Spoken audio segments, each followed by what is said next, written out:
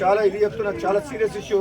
ఇప్పుడు నా దగ్గర ఇప్పుడు నేను ఇంటికి వస్తుంటే కొంచెం గౌరవం, అఫీషియల్ ప్రోగ్రాము, మన అందరికి పండగ లాంటి ప్రోగ్రామ్, సబ్ స్టేషన్, ఇక్కడికి కూడా తాగి రావాల్సిన అవసరం ఏంది? చాలా మంది తాగి వచ్చి మాట్లాడుతున్నారు నాతోటి.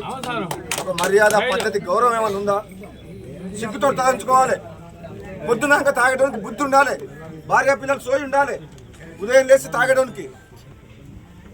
బెల్ట్ షాపులు బంద్ చేయమని చెప్పిన. ఎవరు బంద్ చేయాలి? మీ ఊరోళ్ళందరూ బంద్ చేయాలి.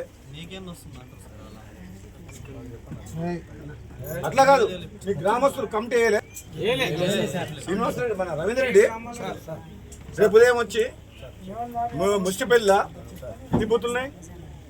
5 మహిళలు, 5 ఇంపార్టెంట్ పర్సన్స్ తోటి 2 కమిటీలు.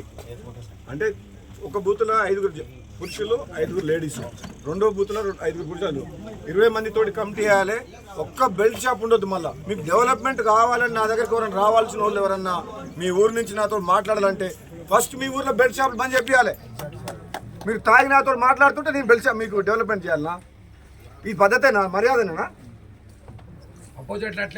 ఉదయం 5 గంటలకు 6 గంటలకు ఉదయం 5 అవుతారు.